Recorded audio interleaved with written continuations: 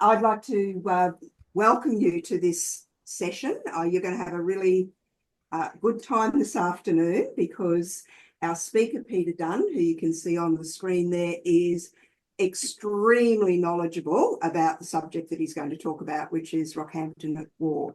One of the visitors here today also has some things to show you relating to the topic, so we'll invite him to come and show us those at the end. Okay, well, thank you very much, Peter. Over to you. Thanks very much, Chris. Good afternoon, everyone. Good afternoon, Uncle Peter, Auntie Karen. Good to see you there. My talk today is Rockhampton at War. It's the first time I've done this talk. There's 138 slides, so I need to get moving. So let's see if I can get to the next slide. Here we go. So a bit of background to myself. I'm a retired electrical engineer. I worked in the power industry. I've got a very large website called Australia at War, which I've been doing for 25 years now. So there's well over 6,000 web pages about Australia during World War II. Typically, I get 600 to 800 visitors a day. In a week or so's time, Anzac Day, I'll probably get close to 4,000 visit the site that day. You can see some of the topics down below there that are covered on my website. That's not all of them, but that's the main ones. Normally I do physical talks, and I have available at the end a USB to sell to people, normally for $39.95 on my website. But today, if anyone's interested, if they email me, you'll find my email address on the bottom of any of my web pages, or Chris can give it to you. But what's on that USB is all of that stuff there. A copy of today's PowerPoint presentation, a copy of 14 other PowerPoints that I do to various groups around Brisbane, a 96-page PDF file full of maps of the US Army camps in the Rockhampton area, and I'll show you a little bit more about that shortly. A self-help file, a whole heap of other stuff, US Army station lists, military telephone directories, and copy of 7 ebooks that I've published. And there's the ebooks that I've published on the internet. The Battle, excuse me, the Battle of the Coral Sea is probably the most popular one. So this page here shows you the names of all the places that have maps in that PDF file. Camp Rockhampton itself was a very big camp area. It had 22 or so different camps. So there's a number of sheets for that. Camp Cave's fairly big as well. So you can see the list there. Even includes some artillery range maps as well. Even Gladstone Showgrounds. Right, so I've just picked one of those locations, Camp Narimbra, which I'm sure you're familiar with St. Christopher's Chapel, which is located here, and there's the river down there. So that's camp area A, okay? So that's on one of the maps, and camps areas B, C, and D. B, C, and D. Where's D? Can't even see it. Oh, here it is. Are on this other map here, this second map. So that's just to give you an idea of all those maps.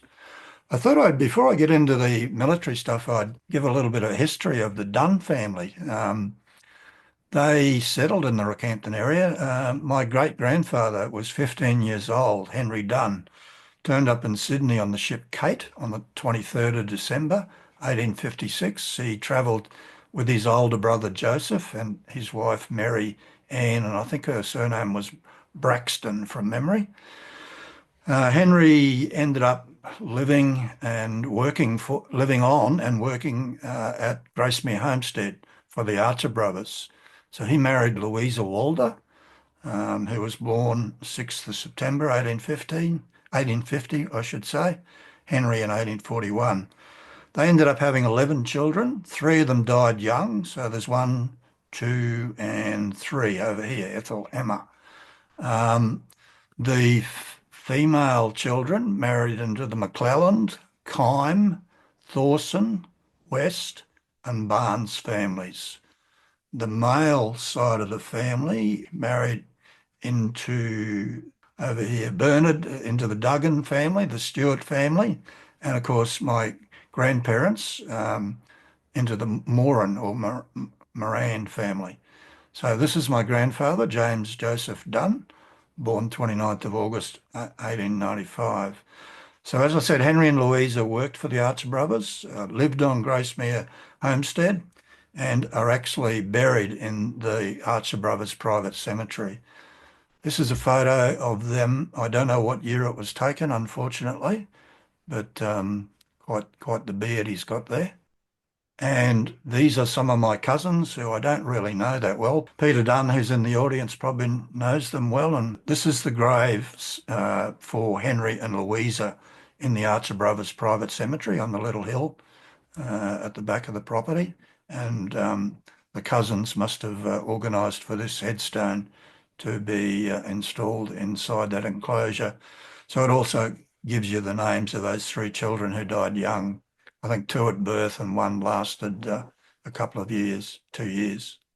Peter, you're in this photo, two photos. So this is the Dunn family who lived at 83 Bolsover Street. That's my dad there, Jim Dunn. He was in the 42nd Battalion. His brother Jack, who was in 36th Squadron, Auntie Rita, and Uncle Peter, who's in the audience today, and my grandparents. And here's Peter again with Rita, with some of the Americans. So my grandparents used to invite the Americans in for, I assume, a Sunday roast, I suppose, to entertain them. So must have been one of the Dunn's dogs. That's the family home at 83 Bolsover Street, and that's what it looks like today. I just got that off Google Earth Street View the other day. So that's the Dunn family, not the newspaper Dunns. They were the rich ones. Righto, Rockhampton. When the Americans arrived in Australia, they carved Australia up into what was called base sections. So base section 3 had its headquarters in Brisbane, and Rockhampton was just inside the base section 3 area. So Townsville was headquarters for base section 2, Darwin was headquarters for base section 1, etc.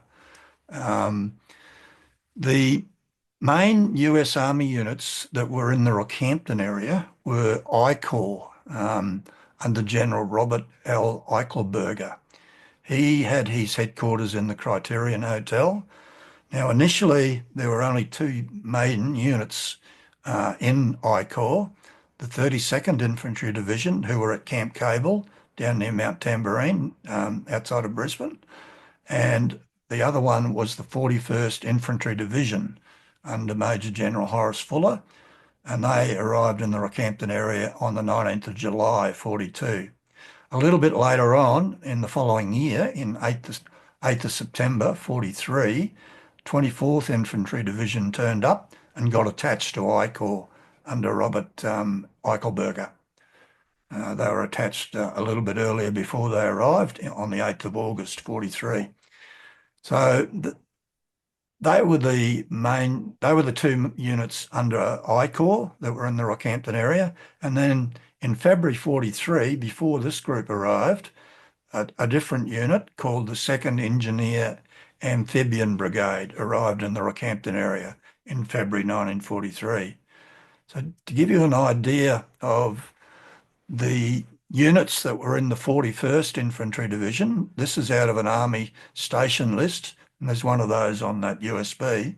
But under the 41st Infantry Division, there were all these units down to here. Okay, and then there were some other units that were not in the 41st Infantry Division. So all these were part of the 41st Infantry Division. From these station lists, I was able to tally up the number of men who were in these units. So in September, and in particular on the 11th of September, there were 780 officers and 16,200 enlisted men in the US Army in the Rockhampton area. I did a check then for January 1944, and there was a total of 23,354 enlisted men and officers and in the Rockhampton area. So quite a lot. There would have been more Americans than that because there would have been US Army Air Force personnel at the airfield as well. So you can see it's quite a lot of people. Okay, I've got lots of photos. These are all US Army Signal Corps photos. So this is the Rockhampton City Town Hall. I Corps used the left-hand side of the Rockhampton Town Hall for some office space. You can see the horse and buggy out here for hire, it says on the back there. This is the military switchboard that was inside the Rockhampton City Town Hall. These things here are the Signal Corps photo index number. If you ever want to order through NARA in Washington a better version of that. I found this a year or two ago on a website, I think it was the Rockhampton City Council website, in fact, where historian Tom Blake visited the City Hall back in 2023 and went down the basement and found an air raid shelter that's still there. It's still intact with bench seats along both sides and sandbags, etc., stuck in the back here. So I don't know whether they let you in there, but if you ask, they might let you down and show you. So at the back of City Hall, the American Army built these buildings to have more offices for I Corps staff during World War II. Eichelberger himself commandeered a private home owned by Hugh Grant. Not the Hugh Grant, but Hugh Grant who lived in Rockhampton. And he occupied that house for a couple of years. And that's a photo. It seems to have been modified. Notice at the top here, in the next slide, there's a bit added at the top. And the bit that was just here at the front, I'll go back, has been removed as well. So I'm pretty sure it's the same building because it's at 74 Ward Street. And apparently its name was Younger Bar. Righto, at the back, the US Army built a 4-car garage, plus some accommodation for the enlisted men who looked after General Eichelberger in Mr. Grant's home. The Army installed, did a lot of modifications. They installed these basins, put in a US Army fridge here. They turned this large room into a very large bathroom with a toilet and bath. They installed another bathroom in another room, installed some wash stands in other rooms, more wash stands, more wash stands. They were pretty keen on wash stands. There's the Criterion Hotel, which I believe is still there. That was, as I said, used by General Eichelberger as his headquarters, but it was also occupied by other officers of I Corps and used as their barracks. And later it was used as transient billets for officers of Base Area Command Number 2. I've had a few counter lunches there over the years. General Douglas MacArthur visited Rockhampton on 3 occasions. I'm not going to go through all this info here, just to let you know that he did visit 3 times. I think I saw on a webpage somewhere someone said he only visited once, but I've got his diary, his office diary. So I know he visited 3 times. 27th of May, 43 to inspect I Corps troops and their camps. 26th of November, he was met by Eichelberger and staff and inspected the rehabilitation centre of the 24th, 31st Divisions. Each of these trips he flew from Brisbane, from Archfield Airport, and flew back that afternoon.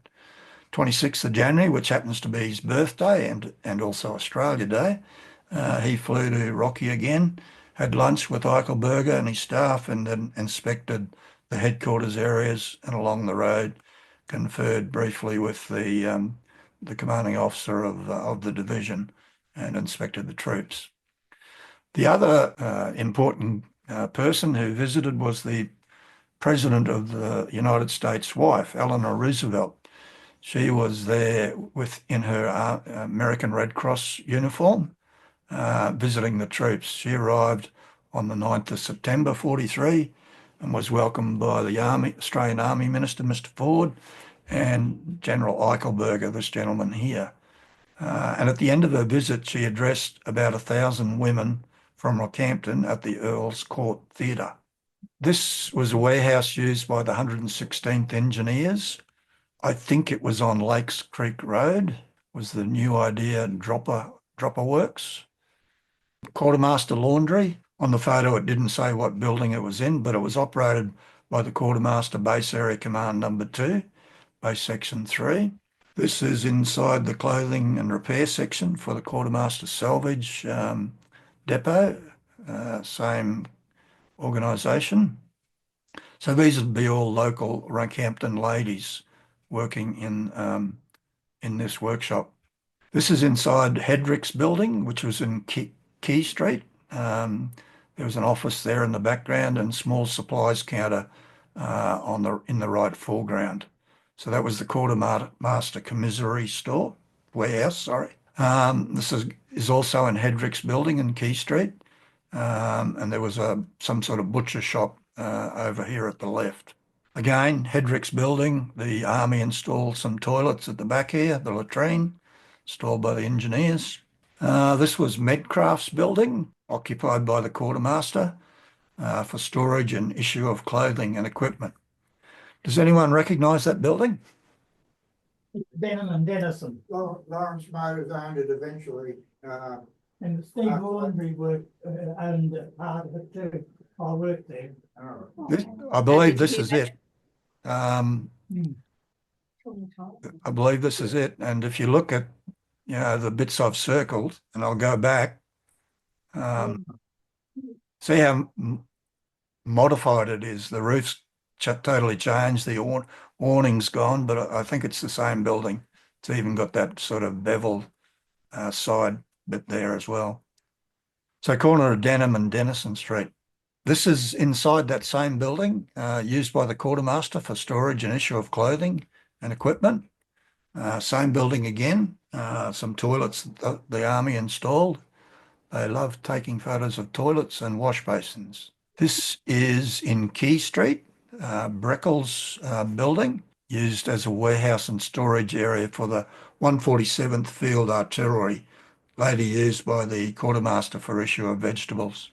Quartermaster's office in East Street. This was Thomas McLaughlin's warehouse, located on a corner in Key Street, initially used by the 9th Medical Supply, then used by the Quartermaster Base Area Command Number 2. This was the R.W. Evans building, located in Dennison Street. The vacant land, I assume they mean this bit here, was used to store quartermaster equipment. And this is a photo inside the building. Apparently there was some platform that they removed and they installed a concrete floor. Must have had a dirt floor before that. This is Roy H. Lacey Furniture Building, which was used as a timber warehouse for the base engineer, owned by Roy Lacey in Murray Street. Now, it's a little bit hard to see because this photo's washed out, but this awning up the top here goes like this, goes up there, and across, down and across. And then this building has got an awning here. I did a bit of searching on Google Earth and there's that same shape in Murray Street. So I'm pretty sure that's these two buildings in Murray Street, at 13 Murray Street, in fact, Wandle. The corner of Bolsover and Denham Streets, there was the Davino's building used by the Transportation Corps. The centre shops over here on Denham Street were used as a dispensary, and the two shops down the end were used by the Army Post Office, Rockhampton South Side, which was APO 926, as you can see down the bottom here. So that's those centre shops occupied by the dispensary. And you see an ambulance here driven by one of the local Rockhampton ladies, civilian ladies, called Grace Hinton.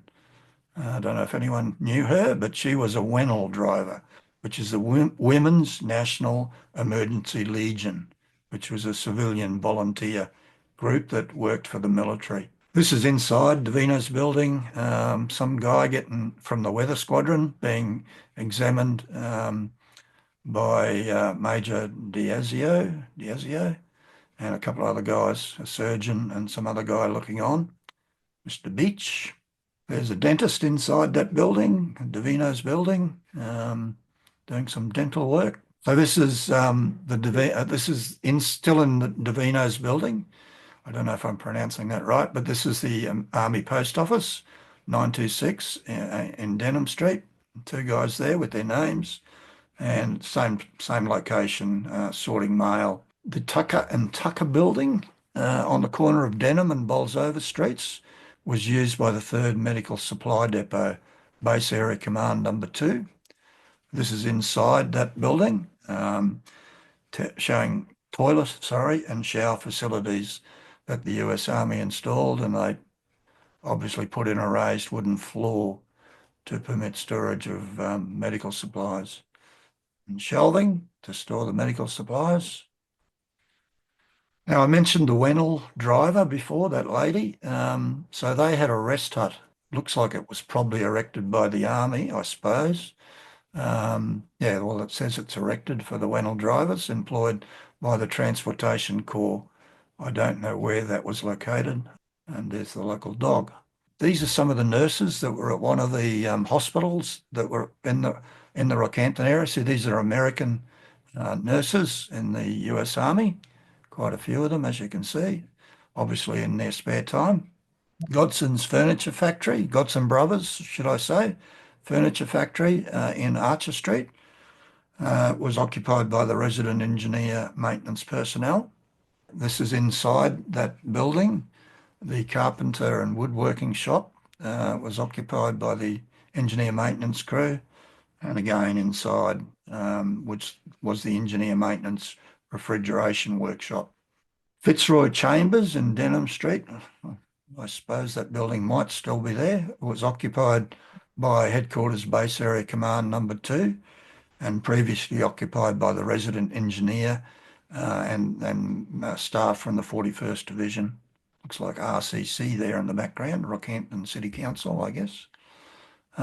This was the Provost Marshal's office, and that's how they spell Marshal in America. And the first training centre on Bolsover Street, formerly occupied by the 36th Military Police Company. This is inside that office with Captain Murphy there, the Provost Marshal. It's like a judge in the military.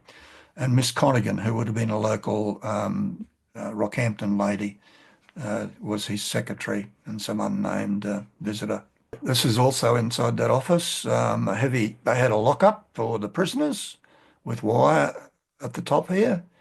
And what have we got? And more toilets erected at the rear of the Provost Marshal's office. Stewart's building in Denham Street, used by Headquarters 41st Division, then Quartermaster Base Section 3, then the American Red Cross, and a cafe was being built, but eventually the work on that stopped. I think on the next photo, yes, we can see the work that had started but didn't quite get finished inside the Stewart's building for the American Red Cross.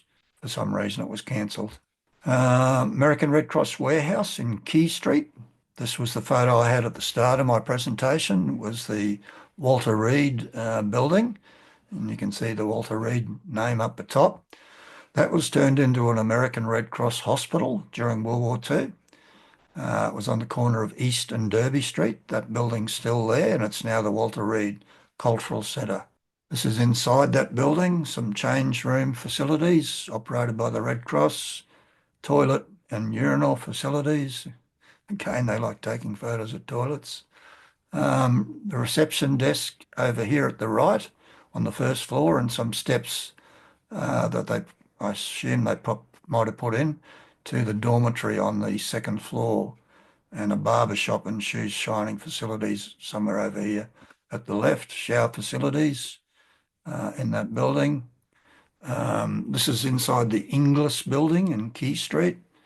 Warrant Officer Ewell from the Finance Office, Base Area Command number 2, previously occupied by the Finance Officer in I-Corps, Eichelberger's I-Corps. Again, inside the Inglis building, you can see some local ladies employed by the military to work in that office. Here we've got the Craig Lee building. I think it says Craig Lee House up the top there. And here's the entrance to the base section engineer over here on the right. Again, inside Craig Lee House, some more local ladies employed. Another one over here by the base section engineer office. So quite a few ladies employed by the military. This house here was at 193 George Street, owned by Mr. Esdale. Was used as a military police barracks. I did a search on Google Earth Street View and looks like it's gone, and there's a newish type house there today. Queensland State Prison at Rocky, that was a campsite for the 36th Military Police Company, adjacent to the prison, later used by the military police detachments and units of the 41st Division and 1st Training Centre. Latrine, more toilets built at the rear of the prison for MP detachments assigned as guards and prison chasers. I'm not sure what that is. Showers installed at the state prison for use by prisoners under detention. More toilets. Sorry about that, folks. Some of you might remember these. I certainly remember them on some of my trips to Rockhampton at Parkhurst. I think I used to visit Parkhurst substation there nearby. So I believe these were knocked down a couple of years ago. So there were 7, I think, buildings there. Here's a plan. Yeah, 7 buildings of those 7 buildings that were there at 401 siding. Sorry? I'm still there. There's about 4 left. Okay, thank you. The warehouse at Gavial Creek was used by the Engineers Base Area Command Number 2, Base Section 3. Toowoomba Foundry actually had a warehouse building in Rockhampton. You can see Toowoomba Foundry just appearing there. That was taken over and used by the US engineers during World War II. So the military were very good at taking over houses and buildings. Same thing in Brisbane, same thing in Townsville. If you owned a nice house in Brisbane, when the Yanks arrived, it was taken over so that a general could live in it. You had about 3 or 4 days notice to get out. This is Grimwade's Motors building, or Grimwade's garage, on the corner of Fitzroy and Alma Street, used by the Transportation Corps as a dispatch office and garage for repairing vehicles of Base Area Command. Greer Building in East Street, which was a new and second-hand furniture place, built in 1923, occupied by the base censor. So all the soldiers who wrote letters had to send them through this guy so that he could make sure there were no secrets being sent home to the family. But my father and my uncle had a secret code worked out with their parents so they could know where Dad and Uncle Jack were in New Guinea during the war. So that's another story I could tell a bit later. Australian Estates building in Stanley Street was occupied by the Chemical Warfare Service as their warehouse. I see a Wolf Schnaps sign here on the side of that building. The Nestle's building, you can see Nestle's here, was also part of the Chemical Warfare Service. So that was used as another warehouse in Denison Street. You'll probably recognise that building, the Rockhampton Railway Station. The corner room next to the bottom of the stairway, so I guess that's just here, was occupied by the Transportation Corps, US Army, as a railway transportation office during World War II. The commercial hotel was used as billets for the 31st Division officers and later by junior staff officers of I Corps, and after that used as billets by Base Area Command Number 2, Base Section 3. So that was in Key Street. The Swan Hotel on the corner of Denham and Denison Streets, used as billets for transient officers of Officers Headquarters, Base Area Command Number 2. This house in Herbert Street was used as officers' billets. I did a bit of a search in Google Earth Street View, but I couldn't find that house. I don't know whether it's still there. This Coimbra Flats, on the corner of Denham and Bolsover Streets, I believe. They use flat number 2 and flat number 4 as quarters, probably for offices, I'd imagine. The Pennies building, I put this on Facebook recently, was the American Red Cross Service Club. That was in East Street. Is that building still there? Yes. Yep, It's empty thank at the you. moment. So that was the ARC Service Club. And this is the reception and information desk inside that building and the cafeteria area inside that building. And then above the cafeteria, they had this lounge and reading room for the soldiers in the American Red Cross Service Club. This is the kitchen area in the club and another photo of the kitchen area in that service club. They also had what they called an annex, American Red Cross annex in the Palings building. You can see the word Palings on the side of the building here. Just reading some of the other signs, Foster's Shoes, Williams, I can see, Taylor, Carey maybe, and Ian Simon and Sons. So that was in East Street. This looks a bit like an air raid shelter just here in the middle of the street. Righto down Yeppoon, the Strand Hotel. The Americans built these 2 stairways. They were constructed by the US Army through the Allied Works Council for the American Red Cross. So it was used as sleeping quarters for soldiers, I assume when they were on a bit of leave down at Yeppoon. They also erected these water tanks, 5,000-gallon water tanks around that building. And they installed a hot water boiler for the Strand Hotel while they were there, as they do.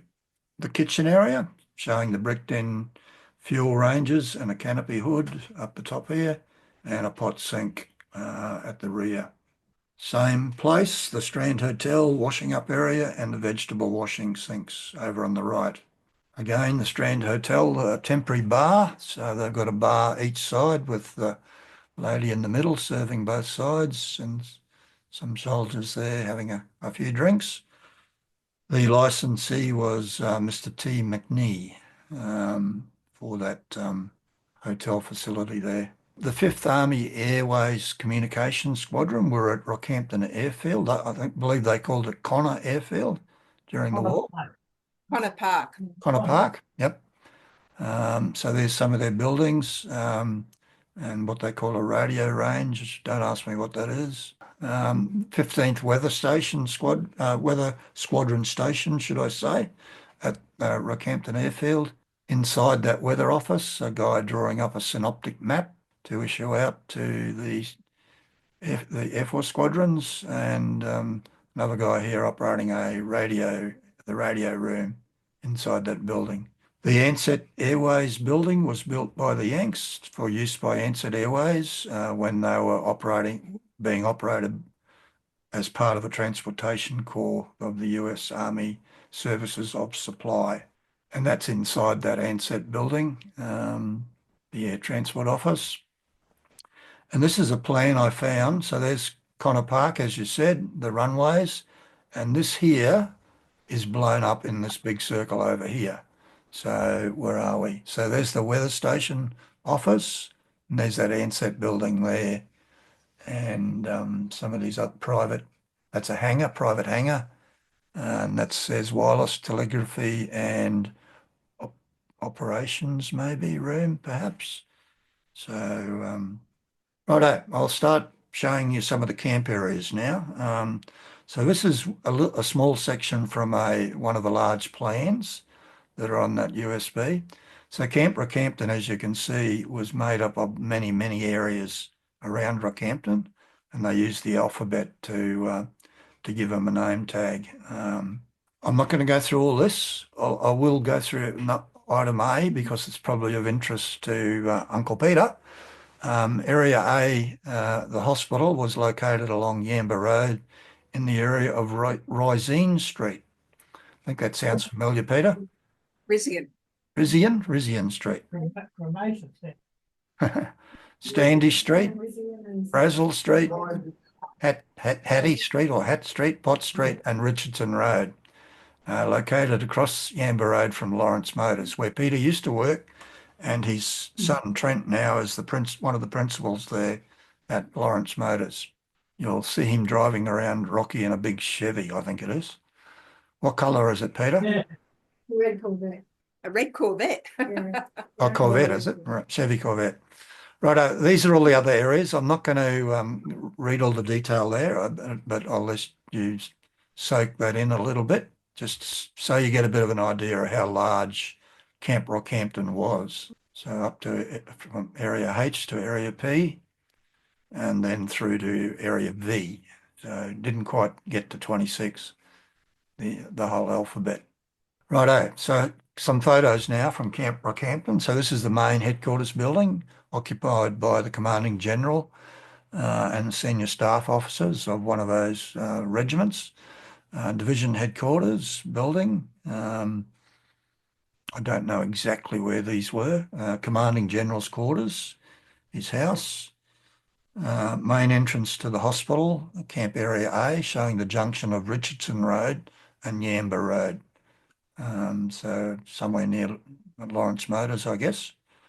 Where the crematorium is at now. Where the crematorium is now. Okay, good. Thank you. I know where that is. Yep. Headquarters Hospital, Camp A, showing the headquarters main operations, theatre and receiving station, a laboratory building. Always have trouble saying that word.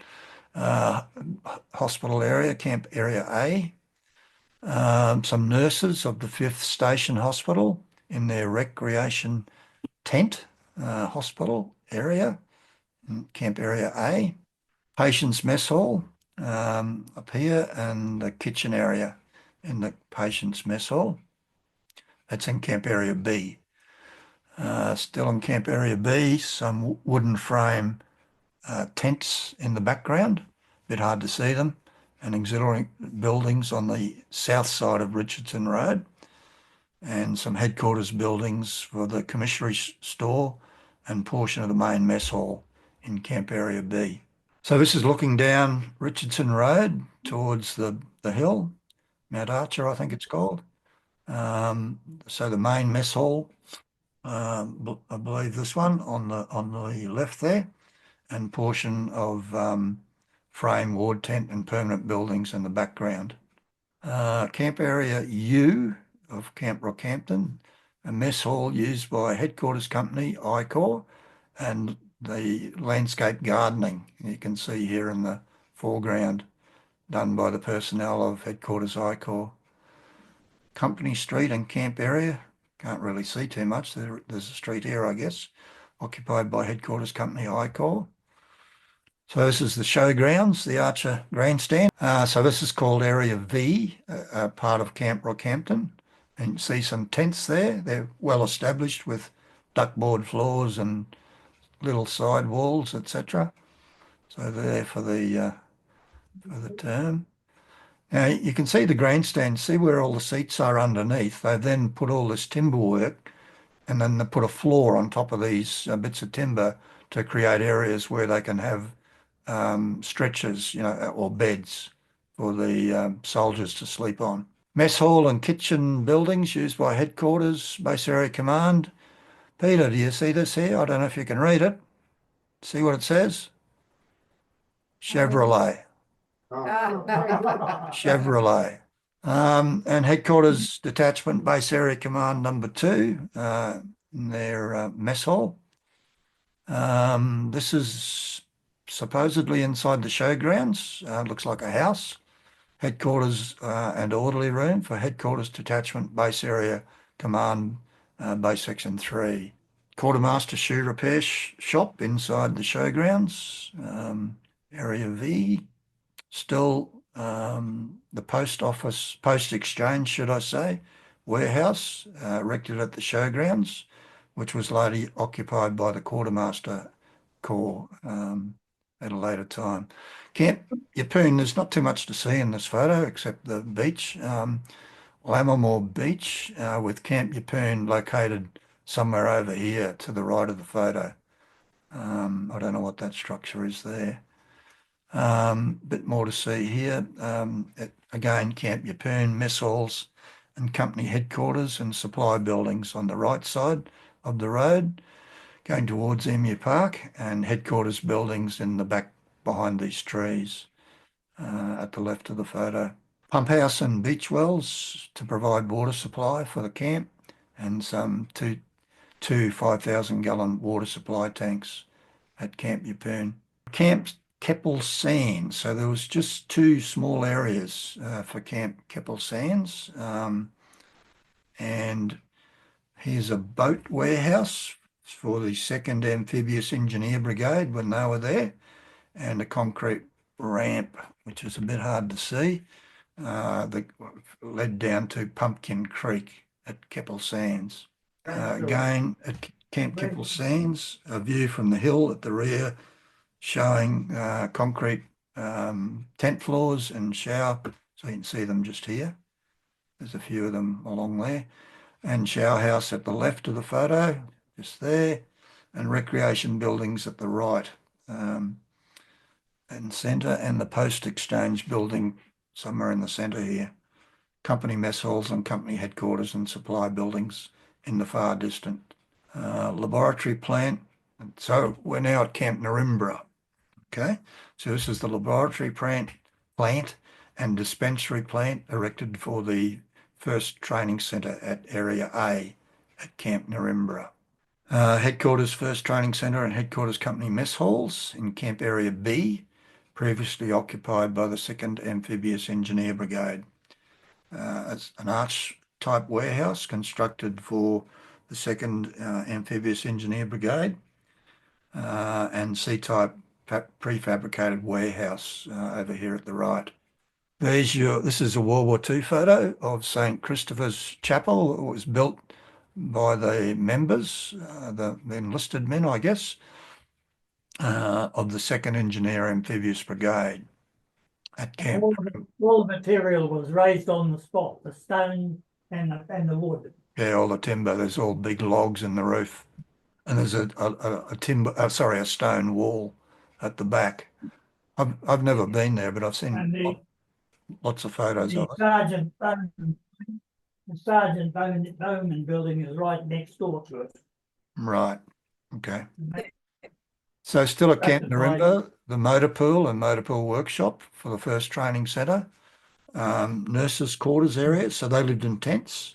So this is the members of the 101st Station Hospital attached to the first training centre at Camp Narimbra. The Yanks built this bridge. I don't know if, I assume it's probably still there, at Ramsay's Creek, just north of Parkhurst on the main north-south highway, or may not be there, to provide better access to Camp Caves. It's been replaced. Yeah, I would have thought if it's on the main highway, I'd say it would have been replaced. But if it's on a little side road, maybe it might have still been there, but no, gone. Right, Camp Caves, reasonably big, much bigger camp than Camp Yeppoon. So Camp Caves, you can see all the different areas. Goes through to L by the looks of it on this diagram. JKL, yeah, L. So this is the commanding generals and senior staff officers' huts at the Camp Caves Divisional Camp. Headquarters Camp Caves Divisional Camp from the west side of the main north-south highway. Photo taken from the sloping hillside in front of the commanding general's hut. The Yanks and the Australians were pretty good at laying out the roadways and pathways with stones and painting them white. You'll see that around even the tent areas. They outline their tent areas. I found a lot of them on Mount Stewart near Townsville. It's occupied by the 5th Australian Division. Division headquarters buildings at Camp Caves, looking up towards the hill where the commanding generals and senior officers' huts were erected. And that's the end of my talk. And just a reminder, if anyone wants to buy one of these USBs, just send me an email. That's my email address there. So ozatwar@gmail.com. If you don't remember it, I'm sure Chris Wright can pass on my email to you. So I've just stopped that share and Does anyone have any questions? Yes, there's Yes. one question. Hi there. In 1943, this place was crawling with Yanks. I'm a Yank. I tell people you can tell I'm an American by the way you speak with a funny accent. But anyway, in that year, America was short on copper. They needed it for the war effort, so they made pennies out of steel. Would you like one? oh yeah, why not? I know. Okay. I'll give one to one of your staff members here, and they can mail it to you. Okay, We right. could organise that. That's it. That's interesting. I haven't heard that story. I haven't heard that one either. Yeah. Yeah. They would rust when they got dropped on the ground. Well, they had a light coating of zinc. Ah, did they? Right. Okay. The particular problem they had is that they were, when they're new and shiny, they were about the same size as a American 10-cent piece of dime. Yeah, yeah. The 20 cents I owe you, and it's a 10 cent and a 1 cent. Yeah. Yeah, that's confusing. Yep. Yeah. I remember as a small boy seeing General Eichelberger every afternoon Oh yeah. walking down Ward Street to the tennis courts next door to the Mater, what's now the Mater Hospital. Right. Our McDonald residence it was then. Oh yeah. Okay. Couldn't get over how skinny and white his legs were, and I thought that wasn't becoming. Wasn't becoming of a Yeah, I have another question. Yeah. That is, the Yanks requisition property, did they pay fair market rates for it? Did they take into consideration the fact that, gee, I've got this room, I need it for this, or? They did pay compensation. I can't comment whether it was considered to be fair and reasonable. Certainly the time they had to get out wasn't very fair and reasonable. It was usually only about 3 or 4 days. You'll find on the National Archives website, if you do some research there, lots of files on compensation claims. With lots of compensation claims for damages because the Yanks modified a lot of the houses. I'll give you an example. Up in Townsville, there's a street called Chapman Street at Misterton Estate. They took over the whole street, both sides of the street. and fruit and vegetables from the farmers around Barmoya and also around Ridgelands and out Dalma Way. And Right. A lot of farmers actually earned a lot more money than they would have. Yeah.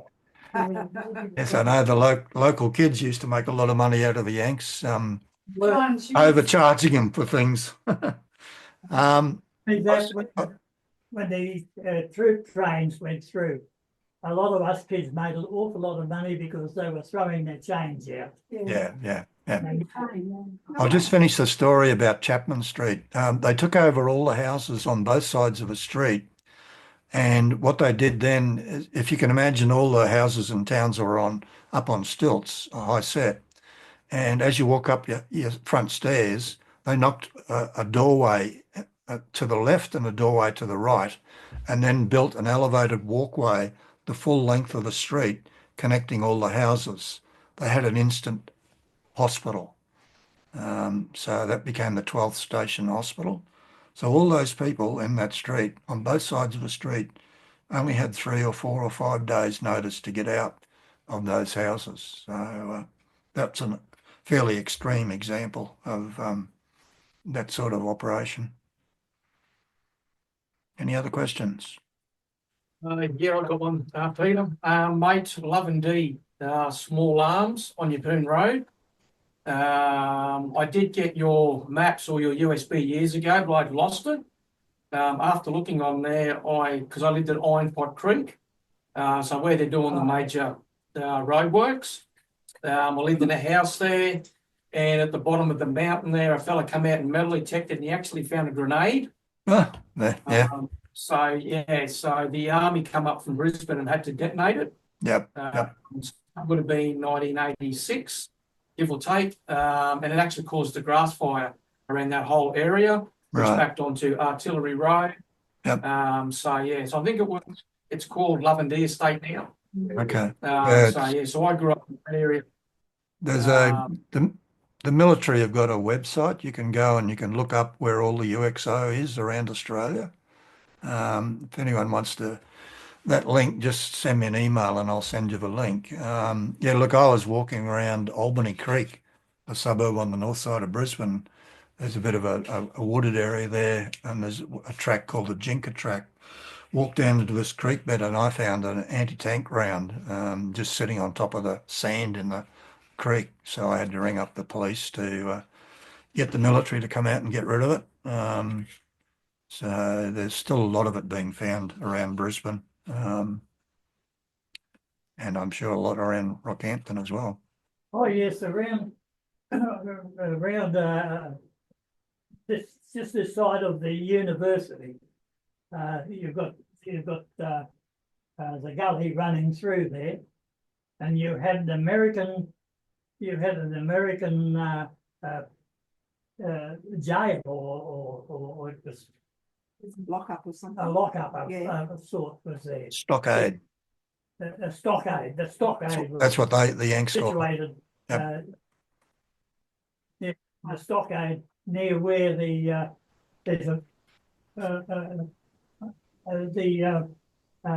a furniture place there now. Oh, that Amar. Amar? Yeah, Amar. Yeah. Yeah. Look at some Okay, grenades. And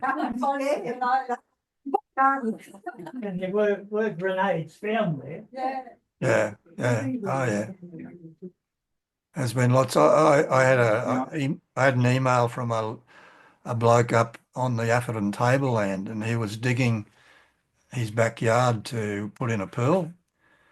And he showed me a photo of all these mortar rounds. It was a big hill, about 6 foot high, of mortar rounds that he'd dug up out of the ground and placed on this huge blooming hill.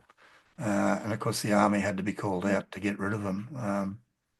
So yeah, a lot of stuff was buried after the war, and a lot of stuff was thrown in the ocean. All the chemical weapons that were stored in Queensland, there was a heap of it in Brisbane, a heap of it in Townsville, a heap of it Charters Towers, Columbula. It was all dumped in the sea off Mooloolaba. As you do. Also, I used to visit Bamaga School 4 or 5 times a year. And that's right at the tip of the peninsula. Yep. And Henson Field was very near there. And the wrecks of a number of aircraft found in that area, particularly Air Cobra. Yep. Fighter planes. B-39s. Yep. Yes. They were found very close to Bamaga. Okay. Right. Any Now, other questions? in England, the British used to complain that the Americans were overpaid, oversexed, and overheated. Yeah. The same happened in Rockhampton too.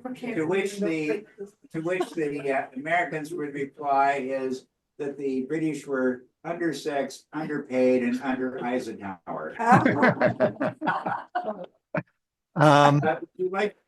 Would you like to comment about some of the friction, conflicts between the locals and the Yanks? Yeah, I'll just following up on your comment there. A very common email that I get is from people who are probably, I don't know, 8 or more years older than me, and they say, "Can you help me? Can you help me find my father? He was an American soldier during World War II." Yeah. I had one on Monday. I had an email. These days, I tell them to do a DNA test. But I have managed to find a couple. This was many years ago, of their fathers, but it is very hard because you ask them, "Well, what was his name?" And they say, "I don't know." What unit was he in? I don't know. I don't know. What camp was he in? I don't know. But he was in Brisbane. There were 75,000 soldiers in Brisbane at the peak, so he's one of them.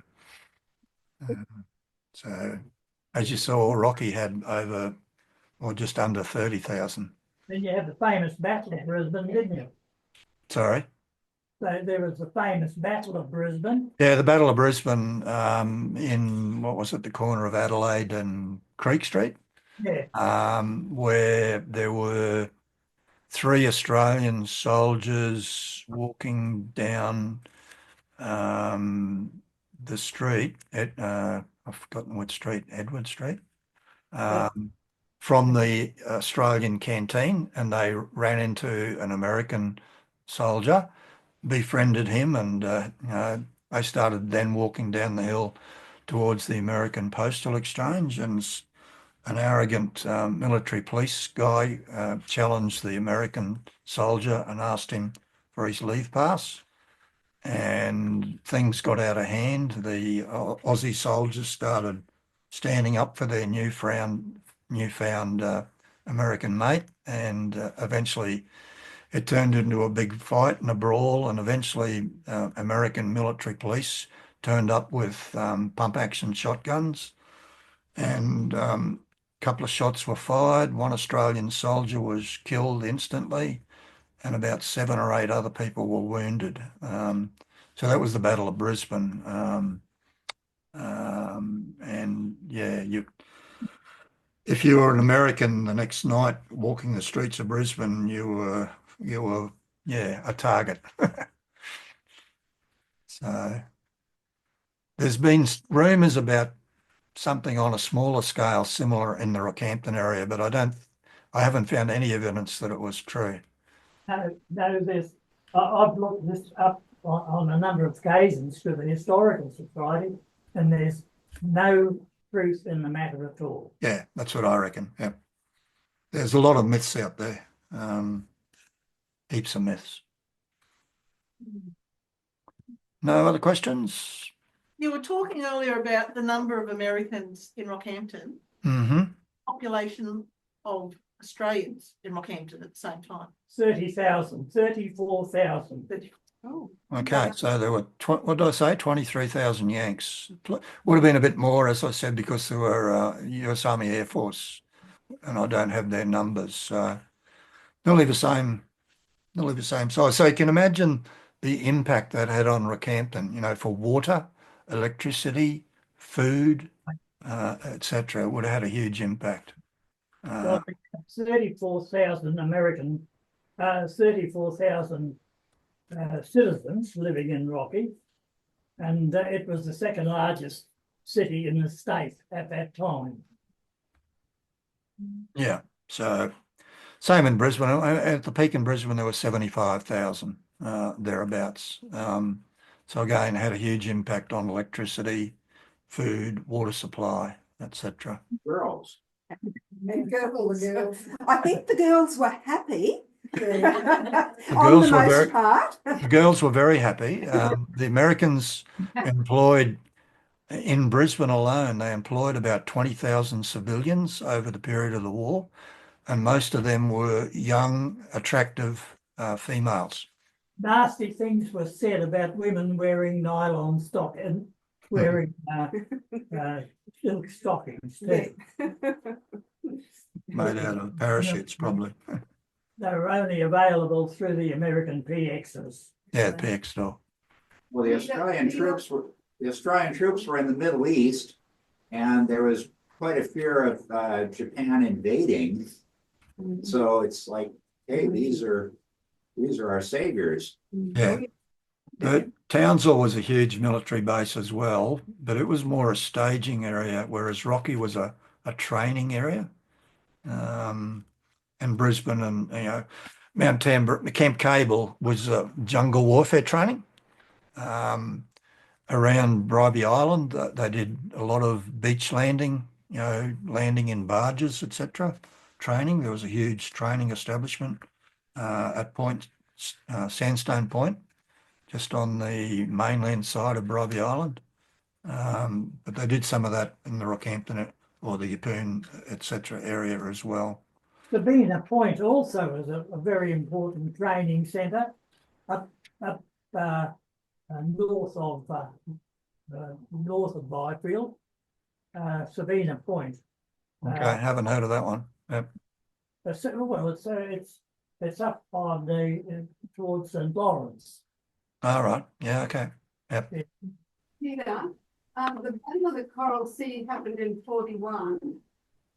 When the Japs were coming down the coast.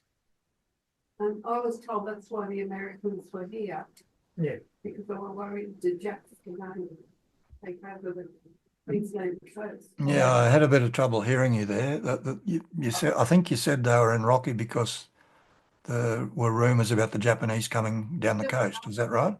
There was Yeah, supposed to be yeah. a lot of Japanese up There were Yeah. Japanese up St. north Lawrence and Long Yeah, I Island. mean, of Ireland, yes. in 42, I mean, everyone thought the Japanese were going to invade Australia, but in reality, the Japanese never had an approved plan to invade Australia. Mind you, had they could have walked in and in early 42, as someone said, all of our troops were in the Middle East. The Americans weren't really here in great numbers, and all of our Air Force were in the UK or the Middle East. They could have just walked in and taken over quite easily, but they never ever had any approved plans to invade Australia. And you might have noticed that one of my ebooks is called There Never Was a Brisbane Line. There's a lot of rumours about the so-called Brisbane Line. There was never such a thing. It was a myth invented by a politician, Eddie Ward. So, yeah, and everyone, it's a bit like the Azaria Chamberlain thing. Everyone believed the story because the media pushed it and turned it into reality. As Donald Trump would say, fake news. Eddie Ward was the honourable member for East Sydney anyway. Yeah. Yeah, there's plenty of evidence that it didn't exist. I mean, there's a guy who wrote a book. I'll grab it. There's a guy who wrote a book called The Brisbane Line. Okay. Brilliant. Okay. Now, if you look at that book, there's 55 chapters. There's a chapter on the midget sub-attack. What's that got to do with the Brisbane Line on Sydney? There's a chapter on Pearl Harbor. There's a chapter on Malaya and Singapore. There's a chapter on the fall of Burma. There's a chapter on the Philippines. There's a chapter on Hong Kong. There's another chapter on Guam and Wake. And I could go on and on. He's got about 2 chapters on the Brisbane Line, and they virtually say nothing. Absolutely. Because he's got no evidence. It's all rubbish. So I'll just put that there. Yeah, so there never was a Brisbane Line. Any other questions before we wrap up? Peter, it's Mick again, mate. Hey, listen, I wonder if you could shed some light on, apparently, I don't know if anyone else can back me up, there's supposed to be a cave here in the Rockhampton area where there's tanks, ammunition. You would have heard that story. There's all sorts of stories, but I don't believe it. No, so, and they were supposed to stem from anywhere like Yeppoon Road, Mount Jim Crow. The caves, I think, was a popular rumour. Yeah. I mean, there's, rumours about Mount Louisa in Townsville, full of aircraft and all sorts of things. And there's stories about, 2 Spitfires buried at the end of every airfield in Queensland, again, just rubbish. Crated Spitfires, obviously. Yeah. Oh, Okay, is that all? Any other last question or comment or anything? So very enjoyable. that was a most enjoyable tour. Thank you. Thank you. Yeah, I thought you might enjoy all the photos. They probably haven't been seen by a lot of people in the Rockhampton area. Okay, well, thank you very, very much, Peter. I'm sure everybody really appreciated it. And could you show your appreciation, please? Thank you. Thanks for coming. Thank you. And We can't give you a cup of Pete, you'll have to go and get your own. Yeah, no worries.